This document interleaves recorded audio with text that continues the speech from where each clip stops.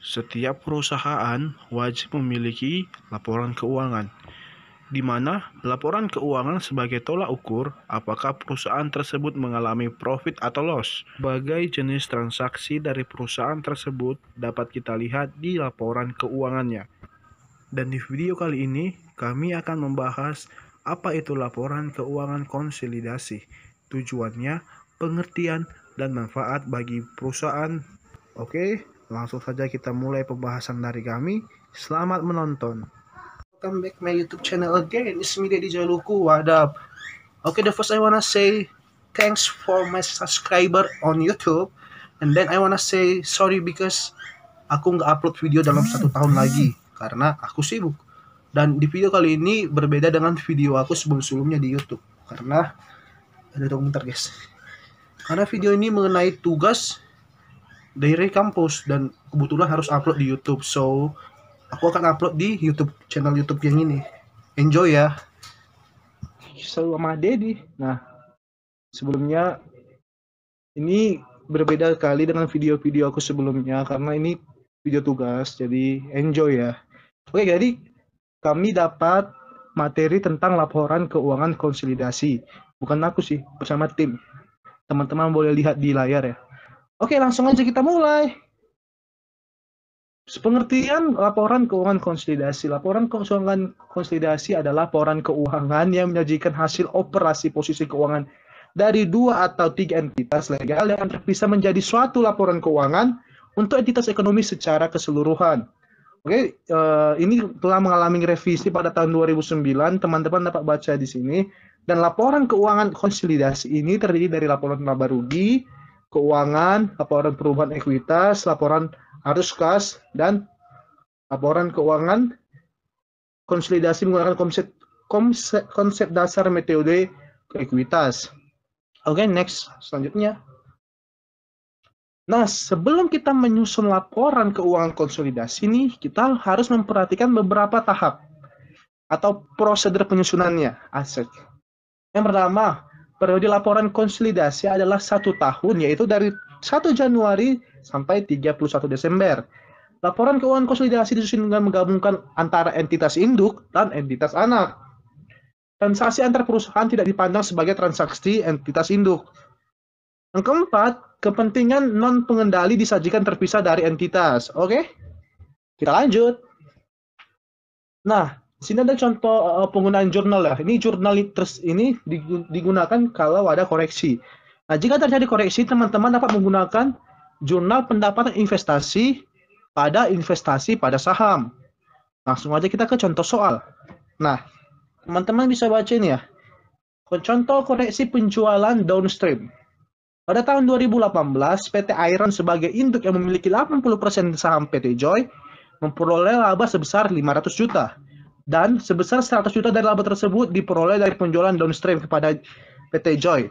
Atas transaksi di atas, dibuatlah jurnal sebagai berikut. Pendapatan investasi 100 juta pada investasi pada saham senilai 100 juta. Nah, contoh koreksi penjualan upstream. Pada tahun 2018, PT Joy 80% sahamnya dimiliki PT Iron memperoleh laba sebesar 500 juta. Dan sebesar 100 juta dari laba jatuh kameranya guys.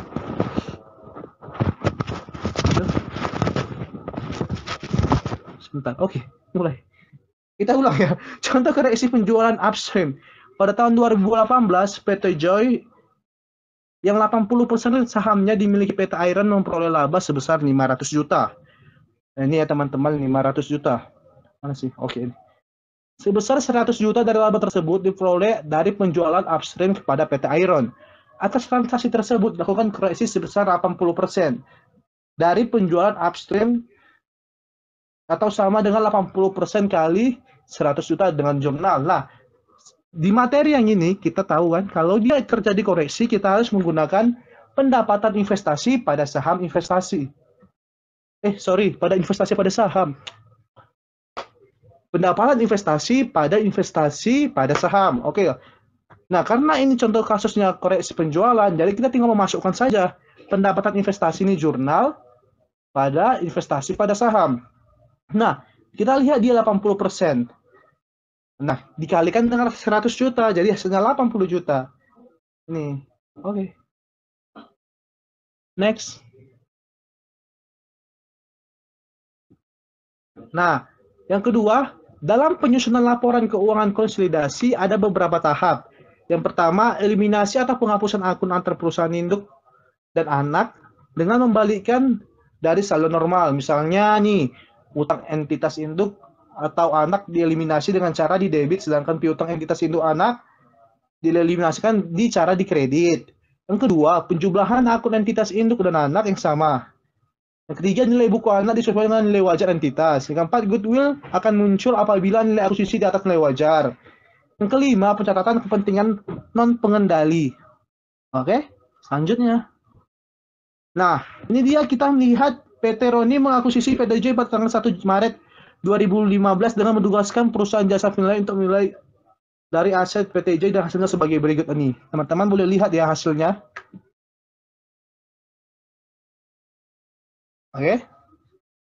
Nah, data laporan khusus keuangan PT Roni dan PT Joy per 1 Maret adalah sebagai berikut.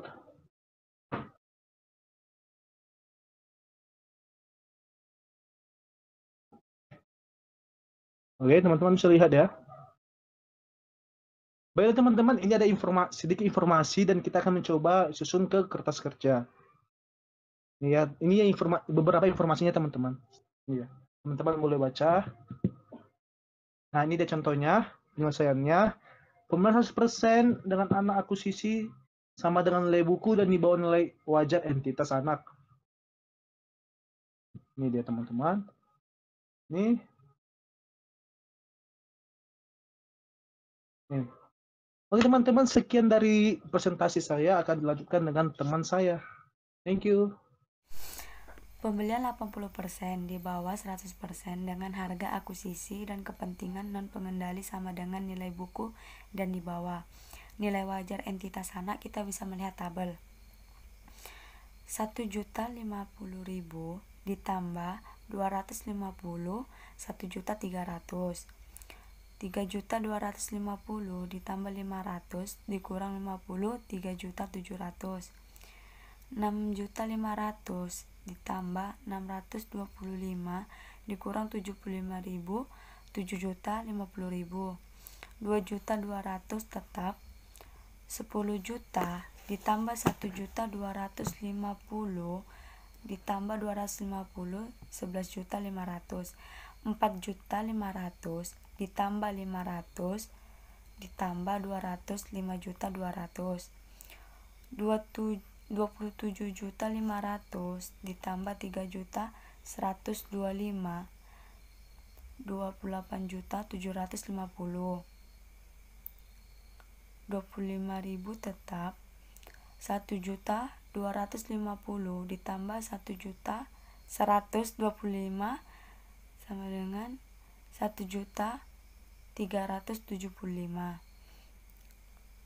7.500 ditambah 250 7.750, 8.750 ditambah 375 9.150, 14 juta ditambah 2.500 dikurang 2.500 14 juta, 3.500 ditambah 250 dikurang 250 3.500, 1.250 ditambah 300 1.550, 550 tetap, 18.750 ditambah 2.750 19.600, 27.500 ditambah 3.125 28.750. Keterangan nilai buku ekuitas PT Joy per lembar saham 2.500 juta ditambah 250 juta dibagi 1.250 lembar 2.200. Nilai wajar ekuitas PT Joy per lembar saham 2.500 juta ditambah 250 juta ditambah 300 juta dibagi 1.250 lembar 2.440. Harga akuisisi PT Joy adalah 80% dikali 1.250 lembar dikali 2.200, 2.200 juta. Kepentingan non pengendali adalah 20% dikali 1.250 lembar dikali 2.200, 550 juta. Penyesuaian overvalue piutang 50 juta. Penyesuaian overvalue persediaan sebesar 75 juta. Penyesuaian undervalue bangunan sebesar 250 juta. Penyesuaian undervalue tanah sebesar 200 juta. Penyesuaian overvalue hutang pajak sebesar 25 juta. Penyesuaian undervalue total nilai buku sebesar 300 juta. Keuntungan diskon pembelian dan menambah laba tahap. Pembelian 80% atau di bawah ini dengan harga akuisisi dan kepentingan non pengendali di atas nilai buku dan sama dengan nilai wajar entitas anak. Kita bisa melihat tabel di samping.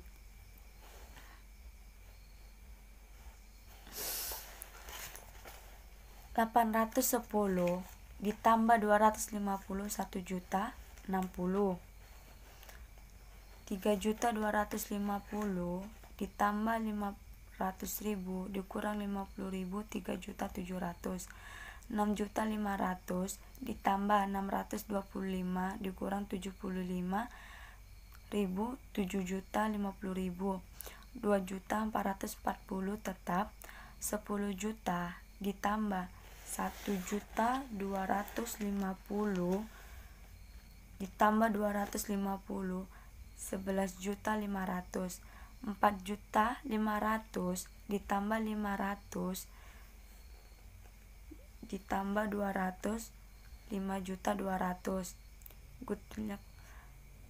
2.500 ditambah 3.125 28.510. Kita masuk pada pendapatan investasi pada tahun akuisisi. Dengan contoh pada tabel bisa kita lihat pada tanggal 31 Desember 2015 PT Joy mengumumkan laba dalam laporan keuangan sebesar 100 juta rupiah dan dividen sebesar 5 juta.